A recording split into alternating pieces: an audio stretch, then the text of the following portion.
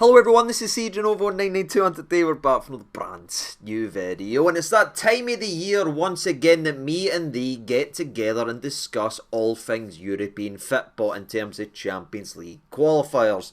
The ins, the who's, the maybes, the wheres, which is actually more important these days as we try to break down and discuss what is a massive Champions League qualifying campaign for this football club and the money that's at stake, especially this year. And as we do go ahead and do it, I know I've got sunburn on my nasher. You didn't need to say anything in the comment section below, right? I went to Cumbernauld to play foot golf. I don't know, I'm not getting into it anymore, right? We're here for the Champions League, so let's go ahead and do it. And as we do go ahead and get into it, by if you didn't mind hitting that like button, I'd be greatly appreciated, or subscribing to the channel. The last couple of weeks, the last couple of videos have done really well for subscriptions and everything, so we greatly appreciate that. Everyone's trying to help us on our way to 70k, so thank you from me and thee. Welcome to the family, welcome to the conversation, welcome to the roller coaster.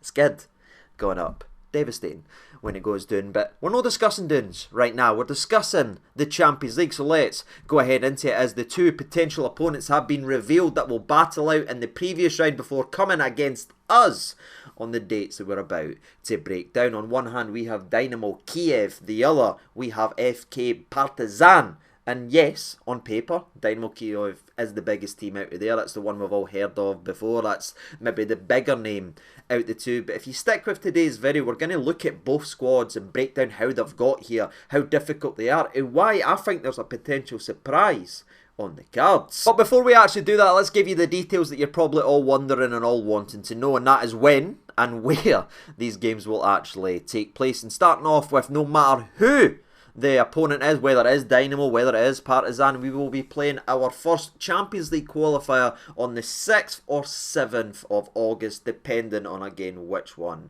ends up winning it. So it'll be a wee cheeky away day in the 6th and 7th of August. Which means that the following week, the return leg, the massive encounter that will be absolutely vital to shape our entire season, will take place on August the 13th. And you know that old saying, troops, you know what I mean, 13, unlucky for some.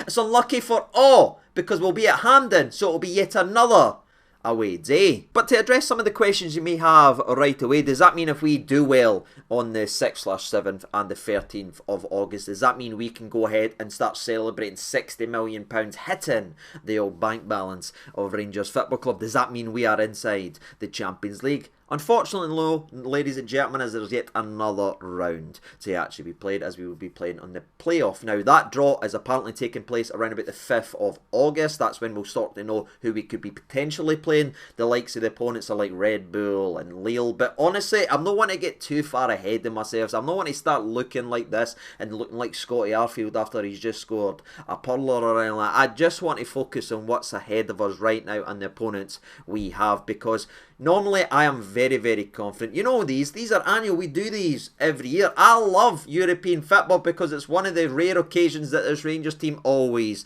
turns up, and I'm always confident, no matter what, of who we are actually playing and how talented the individuals are, that when they come to Ibrox, they will be coming in to again and again. This isn't me being biased as a fan and me saying this or me saying that. No, this is coaches and players that came to Ibrox, felt the pressure, felt the atmosphere change the entire game and give Rangers a boost while sucking the souls out of the opposition. It's a known fact, and because of that fact, I'm always confident. And if things were going normally, I'd probably be sitting looking at the likes of Red Bull and maybe discussing Lille and maybe looking at this type of stuff. But I can't do that, as that advantage, that 12th man, if you actually will, has been pulled underneath us as we will be playing at Hampden. And again, I've already discussed it at length at the channel, but that's a completely different environment for these players to go ahead and do hopeful European magic things. But I'm not getting too lost in what could be. Let's go ahead and discuss what will be, and that will be who our next dance partners are, as it's either Dynamo or it's Partizan. And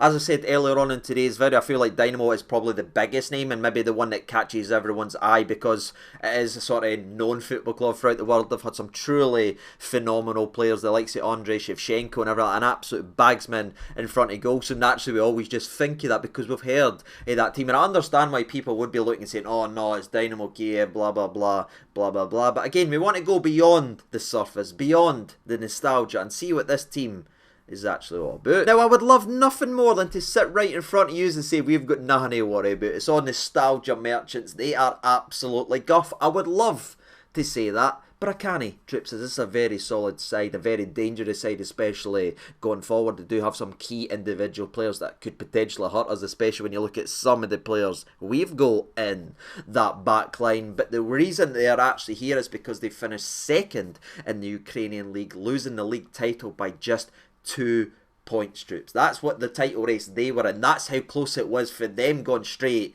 into the dance. The only thing that separated them was just 2 points, and that is an absolute sickener. So they've clearly got something about them and something in that starting 11. However, I can't sit here and break down how they've done in terms of the European stage, because league football is always one thing, you know what I mean? If you just looked at league football over Rangers over the last couple of years, you would say it's bang average at best, but it's the European nights, it's the European magic that's really made this Rangers squad stand out and get praise and plaudits for everyone.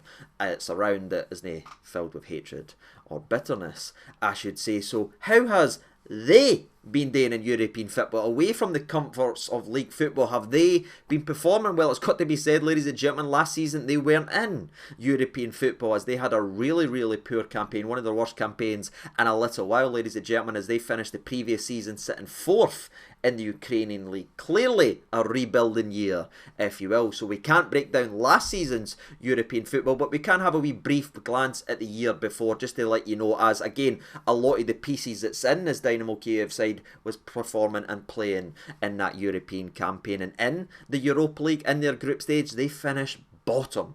Troops, rock bottom, with only 1 point, -6 goal difference, and a whopping 5 points behind a side for Cyprus called Larnaca. That is how poorly they did the last time they had some European experience and European magic ahead of them. They absolutely folded like a deck chair, and if that is who we're playing, that would be very nice. It's very encouraging to hear as again some of the players that played in that European campaign that played really badly in that European campaign is still in the old books, and hopefully they continue that hangover if they come up the road against us. But I want to move on to talk about the potential dark horses in terms of this tie that no one's actually talking about, because it's all Dynamo, Dynamo, Dynamo, Dynamo. You know what I mean? It's like sticking on late night telly in the early to late 2000s and seeing the wee magician. I'm pulling the curtain back and I want to look at Partizan, because it's really interesting to look at, because like Dynamo, they are here because they finished second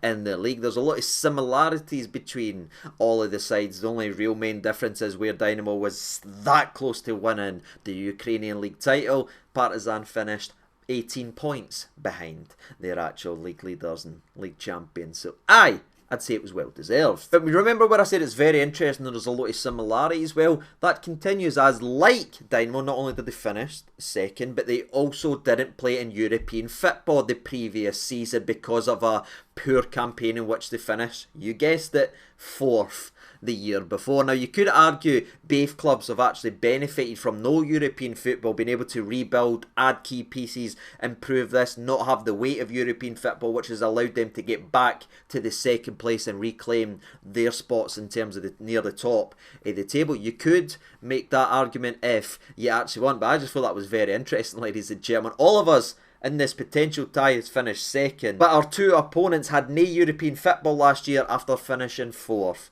the year before. They are truly neck and neck. But as we did it for Kyiv, let's do it for Partizan as well, going back to the exact same season, the 2022-23 season, same as Dynamo, where they last played European football. However, unlike Kyiv, Partizan actually played really well as they finished second in their conference group with 9 points out of the games available. The only reason they didn't finish top or anything like that, or led their group, was down to a single goal difference. That's what separated Partizan and Nice in the old Conference League. So yeah, they've had recent European success, where the Ukrainian side hasn't. So it's going to be a very interesting tie to see who ends up coming across the line. Now, I know Kyiv is clearly the favourite, but Belgrade has got a wee bit about them as well. And if you were asking me, like I sort of predicted last year, which one would it be? Would it be the favourite or the quote-unquote underdog? I'm actually leaning towards Belgrade, and the same reasons I picked the last team last year against all odds, and that is simply because Belgrade's actually back playing league football. Now, it's no, I know it's just one game, and they've played one game and they've won one game, but the fact fact that they are where they are in terms of their preparation, where they are fitness-wise, that they are back playing league football. They went through a pre-season. They're back playing domestic stuff. For me, could provide the key difference and catch Dynamo Kyiv off guard and just give them a little bit extra for two evenly balanced sides just to go like that. So ladies and gentlemen, when the final whistle comes down in the second leg between the both sides, I wouldn't be surprised if we're playing the side for Serbia. That's sort of it, ladies and gentlemen. If I'm being honest, I'm going to try and keep this video a little bit on the shorter side, but I feel like we've covered mostly everything we need to cover. I'll give you a sort of a little brief breakdown of both teams. We'll obviously go in deeper when we find out which team will actually be playing in terms of a preview. I'll spend the next couple of weeks looking at that so I can try and give you the best preview I actually can. But I've given you a little bit of a tidbit for both sides so you sort of know one or two things about them. Hopefully you've left today's video anyway better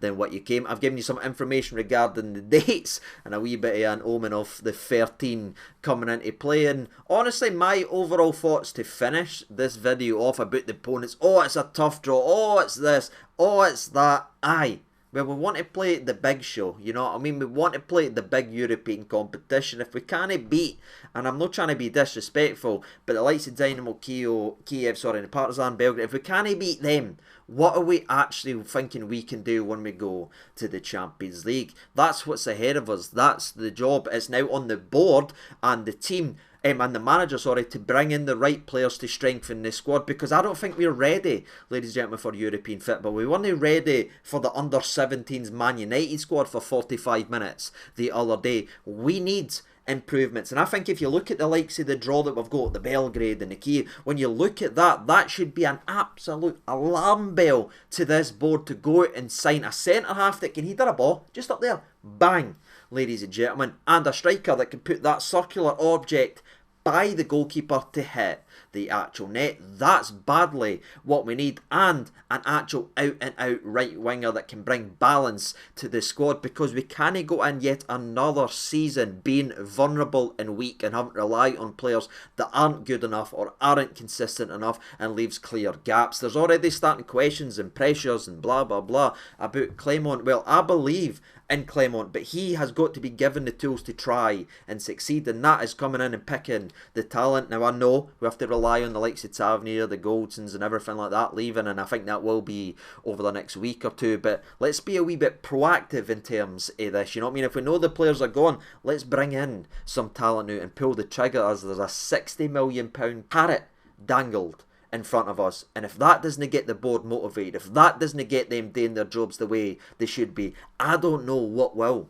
Ladies and gentlemen, the floor is over to the Rangers board and the people that's in charge to make the big decisions. So by the time we play either Belgrade or Kyiv, we are ready to go, and we can go and make more money that makes this club stronger and makes the product on the park even stronger. But that is it. You all know my thoughts now. What about you? Let me know your thoughts and opinions down there in the comment section below. If you were to pick either squad, which one would it be?